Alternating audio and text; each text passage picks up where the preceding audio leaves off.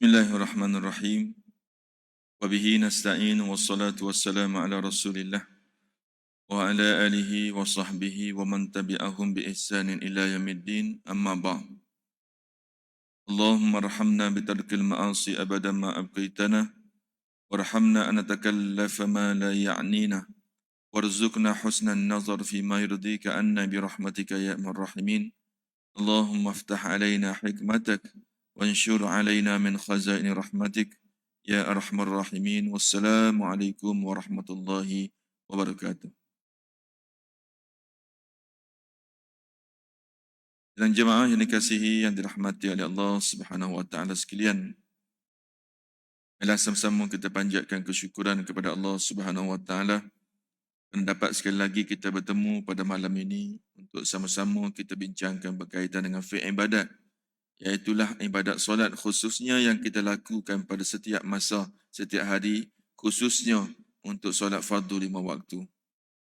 Hari ini kita telah bincangkan secara detail, masa agak lebih daripada setahun juga, untuk kita bincang berkaitan dengan rukun-rukun solat, yang mana kita telah bincangkan secara detail dan perinci dan banyak persoalan-persoalan yang telah kita dengar dan telah ditanya untuk sama-sama kita kongsi. Malam ni kita akan cerita sedikit benda yang biasa kita buat juga, cuma kita nak tahu sandarannya sejauh mana amalan yang kita lakukan itu ada sandarannya, ada dalilnya, adakah kita buat itu betul atau hanya ikut-ikut sebagaimana orang dulu-dulu buat. Iaitulah wirid-wirid yang biasa kita baca selepas daripada solat. Tadi imam kita baca istighfar, tadi imam kita baca la ilaha illallah la syarikalah, tadi imam kita baca wa ilahukum ilahu wahid, lepas tu baca pula ayat kursi, lepas baca ayat kursi tasbih 3/3, tahmid 3/3, takbir 3/3, ditutup dengan la ilaha illallah syarikalah, lahul mulku pula. Di mana kesandaran? Adakah itu hanya buat-buat kita ikut tok guru dulu, atau sememangnya ada dalil tentang perkara tersebut? Memang kita tak nafikan bahawa perkara tersebut sememangnya ada dalil. Cuma susunannya adalah berdasarkan kepada pandangan para ulama. Ulama yang telah susun untuk mudahkan kerja kita. Tetapi Nabi dulu tak cerita pun lepas mayang ni, pertama kena buat ni, yang kedua kena ketiga, tak ada. Nabi bagi secara umum saja, jumpa dengan sahabat ni dia bagi benda ni, jumpa dengan sahabat sana dia bagi benda lain. Jadi para ulama dia gabung-gabungkan hadisnya, dijadikan amalan untuk kita khususnya di lepas solat. Yang pertama pada malam ni kita akan sebut perkataan istighfar wa dzikri wa doa. Iaitulah perkataan istighfar yang kita sebut selepas solat. Yustahabbul istighfar wa dzikri wa doa ba'da salam. Kita disunatkan untuk beristighfar, astaghfirullahalazim.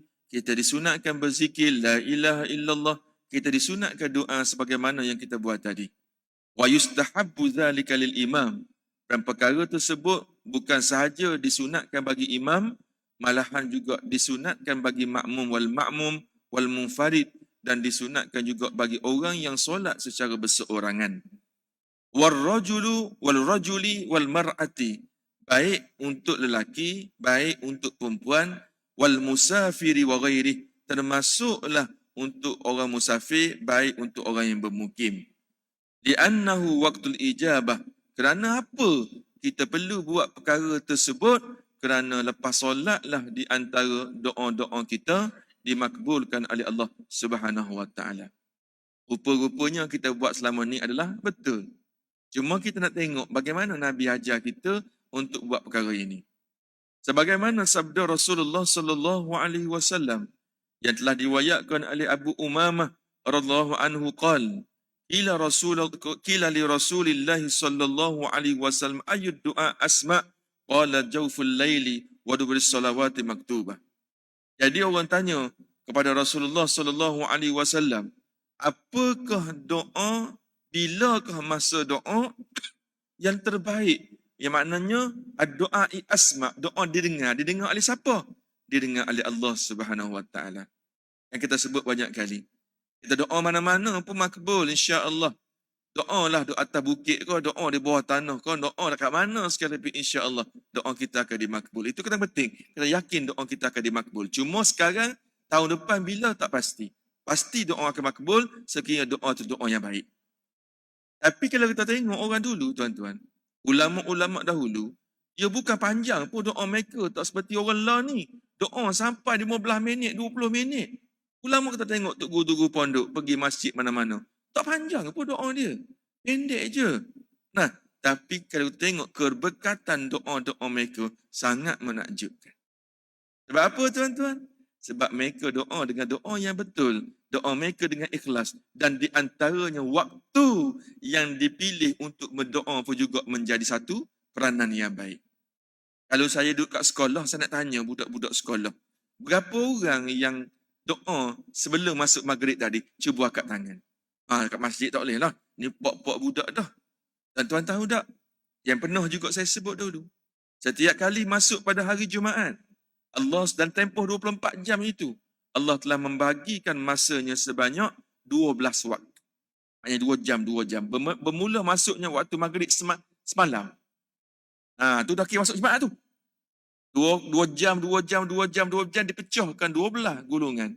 Yang mana semua doa-doa 12 itu dimakbulkan oleh Allah. Dan di antaranya, doa ketika khatib ataupun selepas doa khutbah yang kedua. Berapa orang yang doa? Mungkin dari 10 orang tu, mungkin seorang. Yang selebihnya kat mana? Tidur. Yang saya sebut, kalau tanyalah siapa-siapa, di manakah tempat tidur yang paling nikmat sekali di atas muka bumi ini? Ketika khatib sedang berkhutbah. Kan? Sebab apa? Di situlah doa Tuhan Malik makbul sekali. Yang kedua, maka Nabi sebut, walaupun di ketika khutbah itu doa dimakbulkan, tetapi ada 1/12 yang dipecah pada hari Jumaat itu, barang siapa yang berdoa ketika itu, maka tidak ada sebab untuk Allah tolak doa mereka. Bila tuan-tuan? Lebih kurang setengah jam nak masuk waktu maghrib tadi, iaitu pada hari Jumaat. Nah, itu tempat yang paling comel sekali, yang paling bagus sekali doa. Sekiranya waktunya siang hari. Dan selain daripada itu, Nabi kata, dia kata di antara tempat yang Allah dengar doa mereka, dengan kata lain, Allah makbulkan doa mereka, fi jawful laili akhir, 1/3 terakhir, iaitu lebih kurang 1 jam, 2 jam sebelum masuk waktu subuh, satu tempat. Yang kedua, wadubur solawatil maktubat, iaitulah selepas habis doa, habis solat 5 waktu. Maknanya beruntung. Barang siapa yang berdoa bersama imam tadi, maka dia dimasukkan salah satu doa yang dimakbul. Bahkan nombor 2 ni, hadis yang diwayatkan oleh Tirmizi, dan ia dikategorikan sebagai hadis hasan. Hadis hasan yang baik, boleh diterima. Jadi maknanya ada sebab. Sebab itulah lepas mayang, kita kena setidak-tidak, melainkan kita emergency. Barulah kita pergi. Kalau tak sempat doa dengan Tok Imam, maka kita kena ambil juga semasa 1 minit, 2 minit untuk ambil doa ketika itu. Sebabnya doa selepas waktu sembahyang 5 waktu, Allah Subhanahu Wa Taala tak akan tolak. Sebab itulah kita diajar untuk berdoa. Kalau kita waktu ulama-ulama dahulu, boleh doa dengan cara simple saja. Tapi kita tengok doa dia tu nampak kesan gitu. Tapi doa kita baca habis satu kitab perukunan, tak nampak apa pun. Kaedah, masa, cara kita berdoa juga berlawanan dengan apa yang diajar oleh Rasulullah sallallahu alaihi wasallam. Wa li anna Rasulullah sallallahu alaihi wasallam kana yaf'alu dhalik lima rawa Ibnu Abbas radhiyallahu anhuma qala kuntu a'ramu qida'a salati Rasulillah sallallahu alaihi wasallam bitakbir. Selesai dah. Satu, antaranya kita doa. Yang kedua, dia kata kerana hadis diriwayatkan oleh Abdullah Ibnu Abbas. Setiap kali aku dengar aku solat bersama Rasulullah sallallahu alaihi wasallam, aku akan dengar Nabi akan bertakbir. Apa maksud takbir ni? Allahu akbar, Allahu akbar. Imam baca tadi. Rupanya adalah hadis. Siapa riwayat ni? Hadis nombor 3 yang diriwayatkan oleh Imam Bukhari dan juga diriwayatkan Imam Muslim. Hadis muttafaqun alaih. TikTok. Hadis sangat kuat. Rupanya ada dalil. Yang ketiga, dia kata wa an Sauban radhiyallahu anhu qala kana Nabi sallallahu alaihi wasallam idan sarafa min salati istaghfara Allah thalatha. Nabi setiap kali lepas dia selesai solat, maka Nabi ni idan sarafa min salatihi, apabila Nabi selesai menunaikan solat, istaghfara Allah thalatha. Nabi ni akan beristighfar sebanyak 3 kali. Paling-paling tidak. Jadi kalau kita jadi imam, tak payah banyak cukup 3 kali ke 5 kali, paling banyak 7 kali, it's okay. Sebab apa? Kita sembahyang berjemaah. Tapi kalau kita sembahyang seorang-seorang, maka lebih aula kita buat banyak. Sebab Nabi sendiri pun istighfar kepada Allah Subhanahu Wa Taala, satu riwayat lebih 70 kali, satu riwayat lebih 100 kali.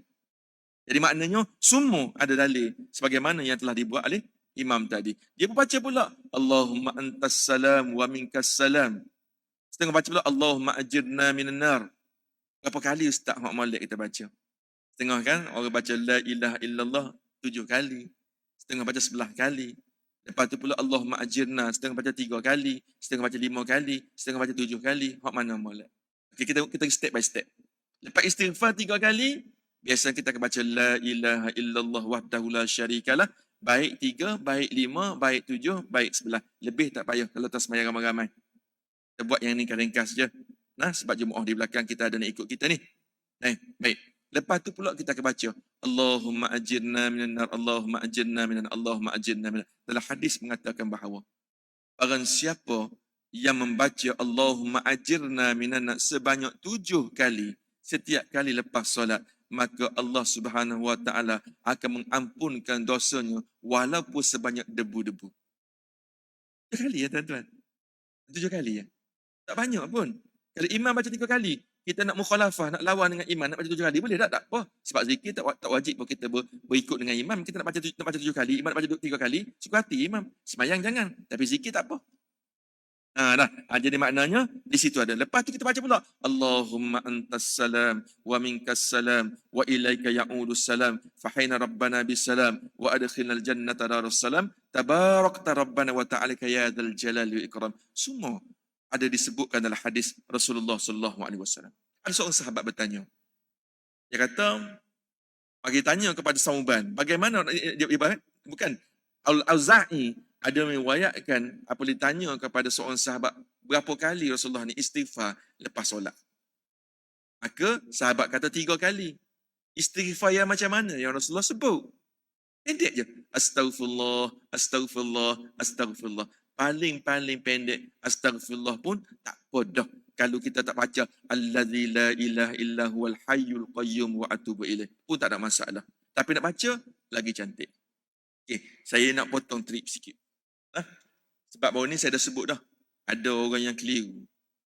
Pergi setengah masjid, tu imam baca astaghfirullahalazim allazi la ilaha illa huwal hayyul qayyum wa atubu ilaih.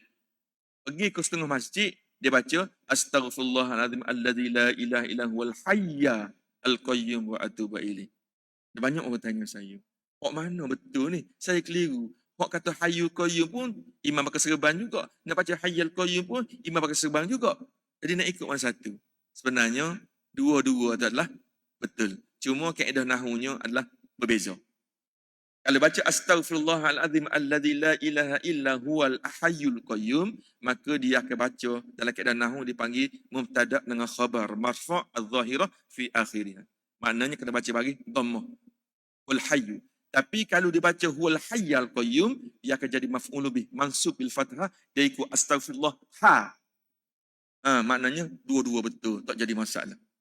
Boleh baca dua-dua. Kalau imam baca hayyu qayyum betul, hayyal qayyum. Cuma baca hayya al qayyum ni bacaan nadir. Jarang ulama-ulama baca, tapi tidak salah. Tak salah.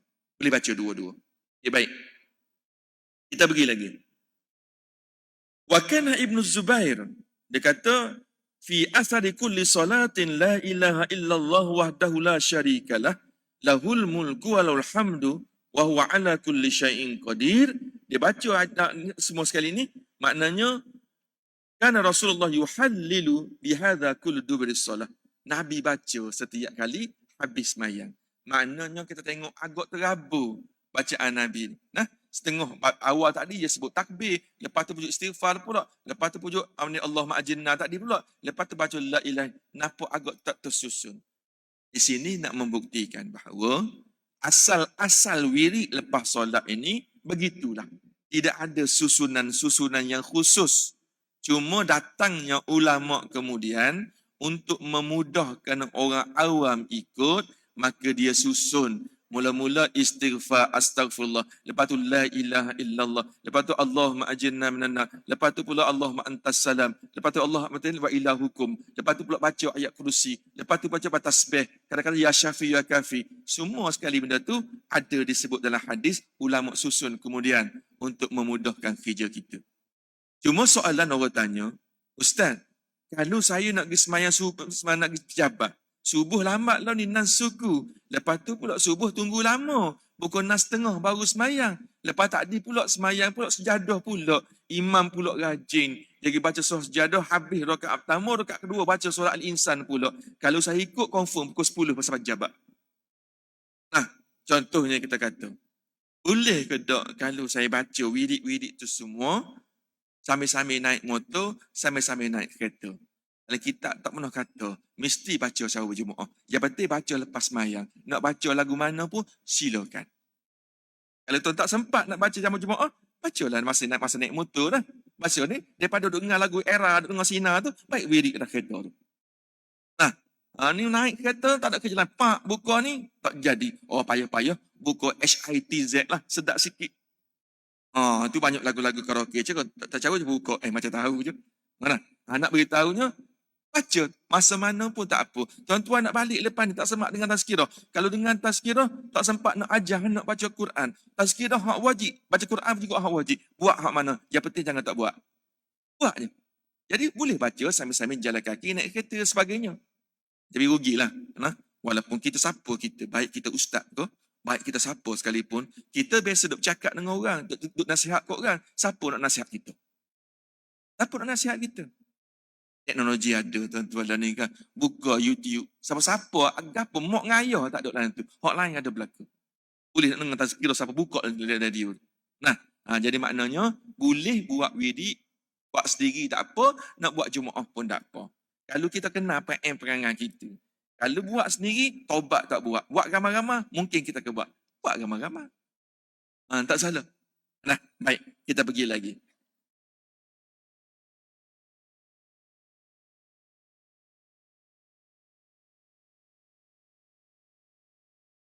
Wa an Mughirah bin Syu'bah radhiyallahu anhu anna Rasulullah sallallahu alaihi wasallam dan sarafa min as-salati la ilaha illallah wahdahu la syarika. Saya sebut tadi.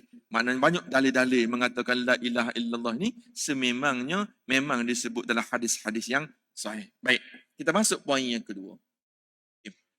Wa yusannu al-israru bidzikri wad-du'ai illa an yakuna imaman yuridu ta'limal ma'mumin fayajharu bihima wala mani'a man rafa'a as-saut bidzalik. Dia kata, maka disunatkan kita berzikir dan berdoa dengan cara yang agak perlahan. Tidaklah kita memekik-mekik sebab gegar speaker masjid ni. Dia kata, illa, melainkan kita jadi imam, yuridu ta'limal ma'mumin fayajharu bihima. Melainkan kita jadi imam dan kita baca sedikit tinggi dengan tujuan nak mengajar makmum-makmum di belakang apa yang sepatutnya dibaca lepas solat, maka ia dibolehkan. Tapi kena ingat, Bapak Imam, dulu Tok Guru kita tak ada speaker. Sekarang kita ada speaker. Sebab itulah tidak digalakkan kita baca terlalu kuat. Macam imam baca maghrib tadi comel dah. Cantik dah. Tak kuat sangat, tak rendah sangat. Jadi maknanya orang belakang ni kena boleh dengar. Sama kita berdoa juga. Tak perlu kita doa sampai kita akak suara kita. Sebab Nabi sebut dah, Al-Quran tersebut tadarra'an. Maka kita doa pada Allah ni dengan suara yang agak merendahkan diri. Bukannya secara memekik-mekik. Dalam hadis Rasulullah sebut, dia kata, anna raf'as saut bi dzikri hina yansarifu an-nas min al-maktubatin kana ala ahdi Rasulillah wa kuntu a'lamu idzan sarfu bidzalik idza sami'tuhu. Sahabat pun kata, Nabi pun kadang lepas dia semayang, dia paling tengok ke sahabat-sahabat, dia sambil baca wirid dan kami pun dengar gapo hak Nabi baca. Jadi kalau dia tak dengar Nabi baca, macam mana nak ikut Nabi? Maknanya dia dengar Nabi baca gapo. Jadi nak kita buat murid selama ni adalah betul. Nah, cuma apa yang perlu saya ingatkanlah, saya perlukan ingat sangat, kita ni kan, apa nama ni, terjadi kebiasaan, azan jadi syak, kita akan berhenti. Nah, tapi ada juga hak ustaz-ustaz pukul 9 pun berhenti pun ada. Nah, tapi hak baju biru, hak kopiah biru depan tuan-tuan ni, masuk isyak dia berhenti. Nah, jadi eloklah pak imam. Nah, jangan wirid terlampau panjang. Ringkaskan dia. Jadi, hak macam maghrib dia comel dah tu. Tak jadi masalah. Tak panjang sangat dan juga tidak terlampau pendek sangat. Sebab apa? Saya selalu tegur bahawa wirid lepas semayang, hukumnya apa? Sunat. Kuliah maghrib ni hukumnya adalah fardu ain. Jadi, apabila tembung di antara sunat dengan fardu ain, utamakan dia pergi pada fardu ain berbandingkan dengan sunat. Itu yang kita kena faham. Nah, sebab itu pada depan hati-hati ulama menyebut dan Nabi sendiri pun buat. Setiap kali lepas mayang, Nabi akan berpaling tengok kepada jemaah dia. Ni, imam buat tadi, kadang-kadang dia sengit ke kanan, kadang-kadang dia sengit ke kiri. Itu bukan suka-suka tu. Nabi buat. Jadi lepas Assalamualaikum, Assalamualaikum. Ada setengah ulama kata masa Allah ma'jinna tu baru terpaling. Dan dalam hadis pun tak pernah kata pun Nabi berpaling sebab Allah ma'jinna mana nak, tak ada pun. Nabi ni bersifat umum. Lepas dia semayang jemaah, dia perlu paling tengok kepada jemaah. Dia tengok kanan, dia tengok kiri. Haji Ahmad ada kau ingat kau balik Batu Pahat ke mana? Ada ujung sana. Contoh kata. Tengok apa Bilal kita ada ke tak? Tengok Bilal ada. Tengok ke depan kita. Maknanya imam kena faham benda tu. Sebab tu tujuan kita berpaling ke depan tu. Hatta kalau kita tengok antara sunat-sunat berdoa adalah kita menghadap kiblat. Tapi tak apa untuk imam walaupun dia membelakangi kiblat. Tak apa. Tak semestinya tengok kiblat. Jadi semua perkara itu dibuat oleh Rasulullah sallallahu alaihi wasallam. Sebab itulah Nabi ni tahu, dia tengok orang tu semayang pelik. Kadang dia panggil. Dia tengok banyak kita jumpalah hadis Rasulullah. Nabi ni kadang-kadang orang ni buat benda pelik-pelik. Ada yang buat yang doa yang Allah, contohnya kata ketika Nabi duduk semayang, tiba-tiba terdengar orang baca kuat. Allahu akbar kabira walhamdulillahi katsira wa subhanallahi bukratan wa asila wajjahtu wajhiya. Lepas semayang kara Nabi paling. Carilah sekali, siapa yang baca begitu tadi? Siapa yang baca begitu tadi? Tunjuklah kau sahabat. Takut-takut kena marah kau gapo.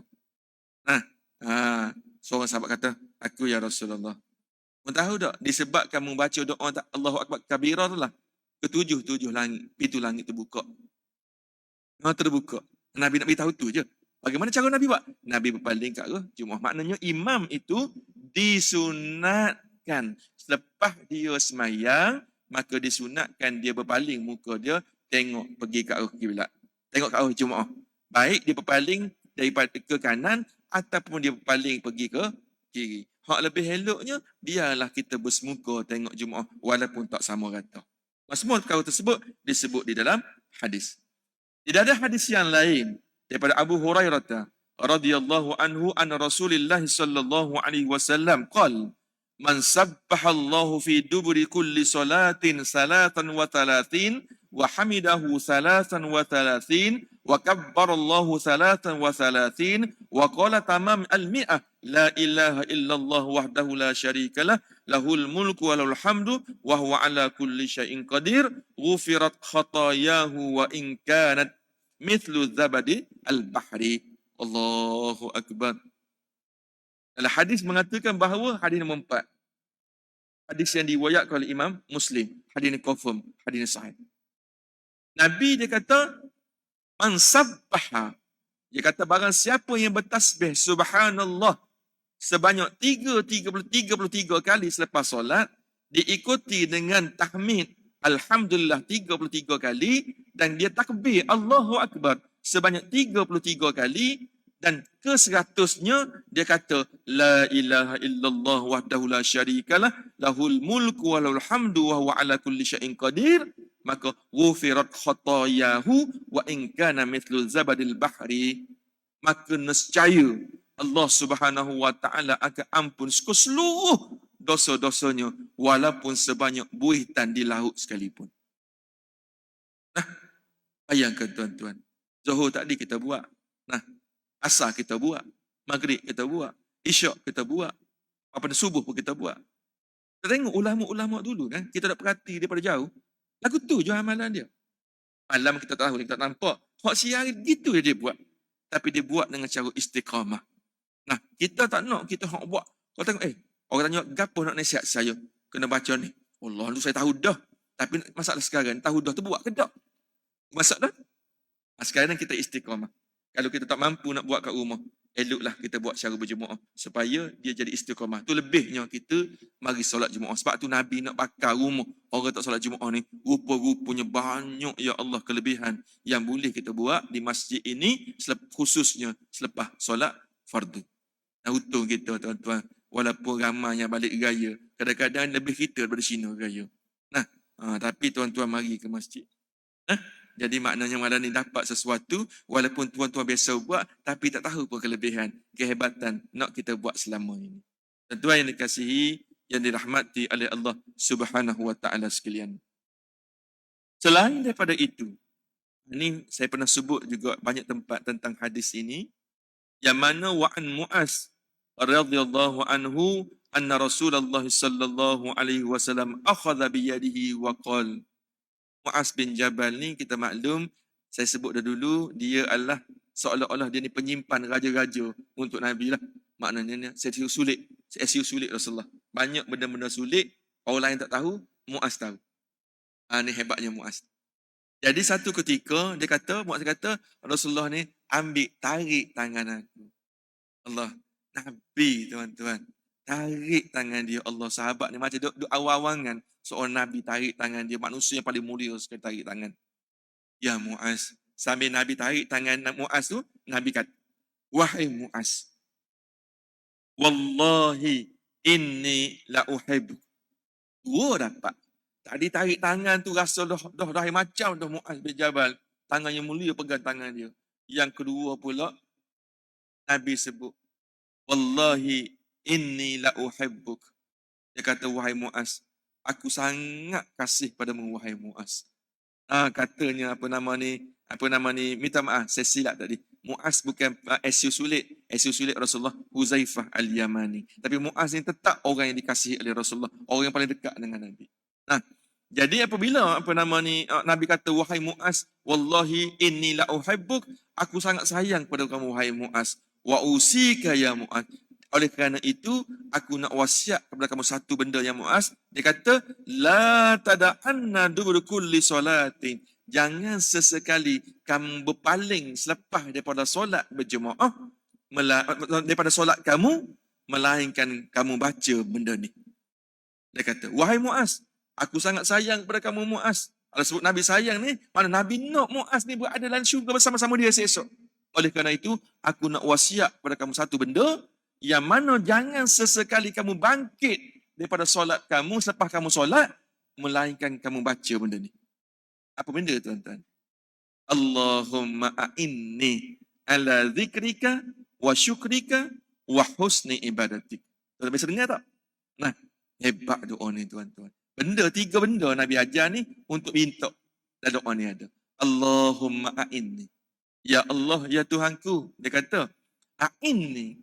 Bantukanlah aku, ya Allah, untuk tiga benda. Minta.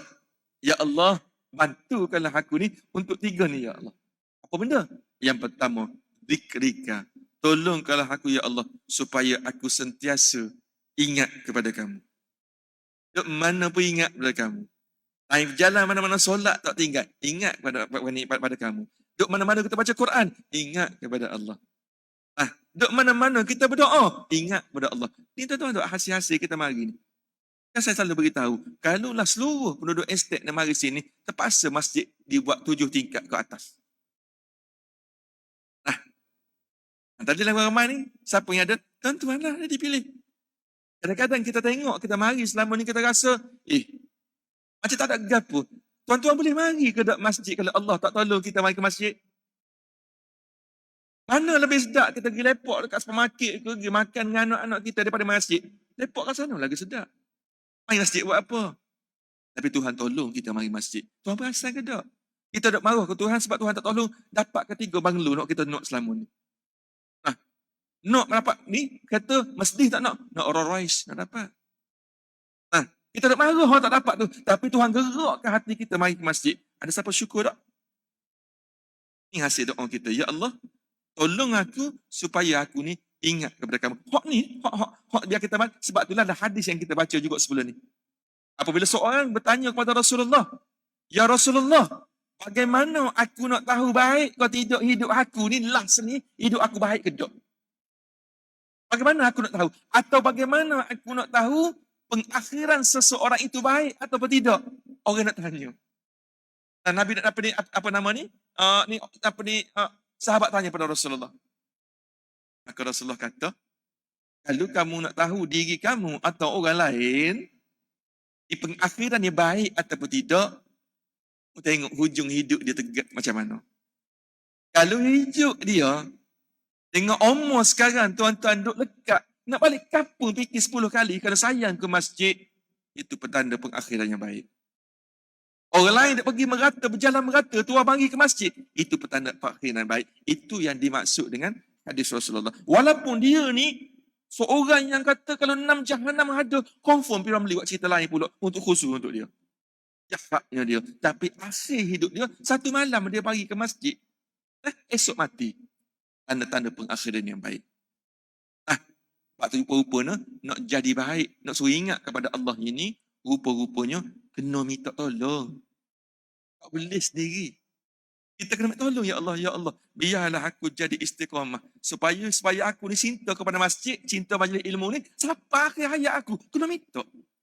Tak boleh kita nak bagi tawakal. Tak apalah, Tuhan tak bagi hidayat. Allahu Akbar, mudah. Kenapa tak buat gitu? Kenapa tak pakai tudung? Belum sampai hidayat. Terus dia tak minta hidayat. Macam Tuhan nak bagi? Itu maknanya, dia kata, Allahumma a'inni ala zikrika, ya Allah, tolongkanlah aku supaya aku sentiasa ingat kepada kamu. Pertama, wasiatnya Allah ni Rasulullah kepada Muaz. Yang kedua, dia kata, Allahumma a'inni ala syukrika. Ya Allah, ya Tuhanku, membantukan aku, ya Allah, supaya aku sentiasa bersyukur kepadamu, ya Allah.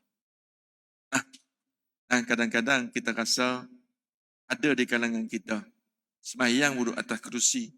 Tengok haji kita duduk atas kerusi. Dia nak duduk atas kerusi, nak duduk lantai, pinggang sakit.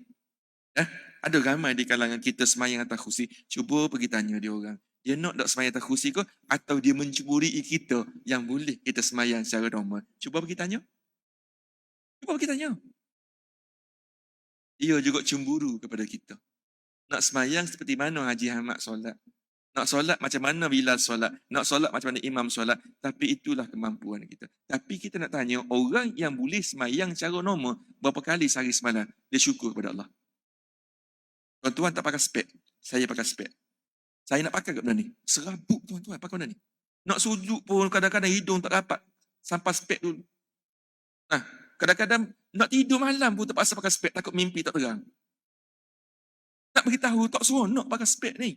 Tanya pakai spek ni. Dia nak pakai spek? Tak nak. Dia nak mata normal macam tuan-tuan. Tapi orang yang tak pakai spek, berapa kali dia syukur, mata dia nampak. Tanya. Jadi rupa-rupanya, perlu kita minta bantuan daripada Allah untuk kita sentiasa bersyukur. Yang ketiga, kita kena minta tolong dengan Allah, husnul ibadatik. Supaya Allah, ya Allah, membantukan aku, supaya aku lakukan ibadat yang terbaik, ya Allah. 3 benda ni yang telah diwasiat oleh Rasulullah sallallahu alaihi wasallam kepada Muaz bin Jabal. Kepada Muaz bin Jabal. Walaupun pendek, Nabi ajar, Allahumma a'inni ala zikrika wa syukrika wa husni ibadatik. Pendek ya doa tu, tapi kalau faham, boleh menghayati doa tersebut. Semua sekali terkandung di dalam doa tersebut. Sebabnya kalau tuan tengok daripada hadis-hadis, tidak banyak Nabi sebut perkataan wasiat. Dia kata sini, usika ya Muaz, aku wasiat. Apabila Nabi sebut perkataan wasiat tu, maknanya dia minta kita ni supaya fokus betul-betul kepada benda itu. Baik. Bermula pada malam ni, kita jadikan doa ini, walaupun tidak berjemaah, tapi kita jadikan masing sambil-sambil bawa kereta, sambil-sambil kita berjalan balik ke rumah ni, basahkan lidah kita. Allahumma a'inni ala zikrika wa syukrika wa husni ibadati. Kalau tak ingat baca doa ni, tanya Pak Imam. Semua ada dalam internet. Ada cari ni. Ada semua dalam tu. Baik. Tuan-tuan yang dikasihi, yang dirahmati oleh Allah Subhanahu wa taala sekalian. Kita ada lebih kurang 3 minit. Okey, ada soalan? Silakan.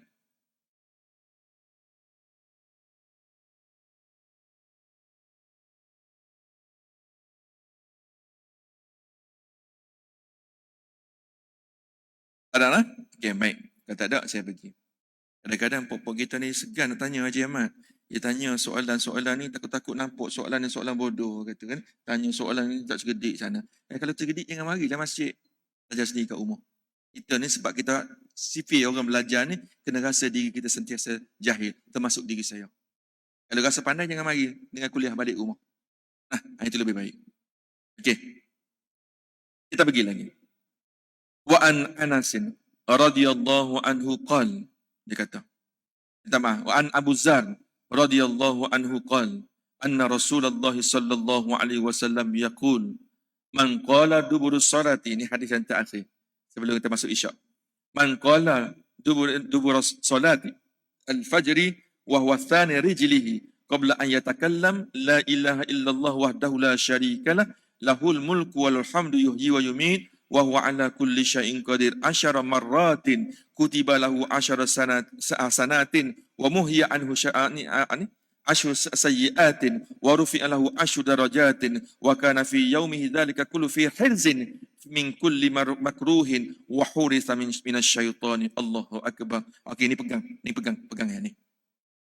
Dia kata barang siapa selepas solat subuh, dia kata barang siapa yang membaca perkara ini selepas solat subuh sebelum simpulan kakinya dibuka. Kita duduk di tahiyat akhir. Assalamualaikum. Assalamualaikum. Duduk macam haji duduk. Tahiyat akhir. Maknanya kita tak tengok duduk tahiyat akhir. Assalamualaikum. Assalamualaikum. Nabi kata barang siapa yang membaca benda ini sebelum simpulan kaki tahiyat akhir itu dibuka, iaitu la ilaha illallah wahdahu la syarikalah lahul mulku wal hamdu yuhyi wa yumiitu wa ala kulli syai'in qadir, sebanyak 10 kali. Dia kata kutiba lahu 10 hasanatin, Allah akan tulis baginya 10 kebaikan. Wa muhyiya anhu 10 sayyiatin, Allah akan hapuskan 10 kejahatan baginya. Wa rufi'a lahu 10 darajatin, Allah akan angkatkan 10 darjat. Wa kana fi yaumihi fi kulli hirzin min kulli makruh, Allah akan jaga dia daripada perkara-perkara yang buruk daripada dia. Dan akhir sekali wa hurisa minasyaitani, Allah akan peliharakan dirinya daripada syaitan. 4 janji yang Allah beri kepada kita kalau kita baca wirid tersebut. Wallahu a'lam bissawab. Apa yang baik daripada Allah Subhanahu wa taala, apa yang kurang itu adalah hasil daripada kelemahan sendiri. Insya-Allah walaupun tidak banyak yang kita dapat, tapi jadikanlah amalan kita dengan istiqamah. Insya-Allah Allah tutupkan mata kita dengan pengakhiran yang baik. Bismillahirrahmanirrahim. Ya muallimal Ibrahim al-hikmata 'allimna, ya mufahim Sulaiman fahimna, fafahamnaha Sulaiman, wa kullan ataina hukma wa ilma, wa sakharna ma'a Daud al-jibali yusabbihna wat-tayri wa kunna fa'ilin. Ya Rabb Sulaiman, ya Rabb Ibrahim, Musa wa Isa, ya Rabb Muhammad sallallahu alaihi wasallam, akhrijna min dhulumatil jahli wa nisyan bi rahmatikal rahimin. Allahumma zidna ilma zukna fahma bi rahmatika ya rahimin. Allahumma nawwir bi nurin min rahmatika ya rahimin. Walhamdulillahi rabbil alamin. Subhanakallahumma bihamdik asyhadu an la ilaha illa anta wa astaghfiruka wa atubu ilaik. Wal 'asril insana fi khusr illa lil muslihat wa tawasaw bil haqq wa tawasaw bis sabr. Wassalamualaikum warahmatullahi wabarakatuh.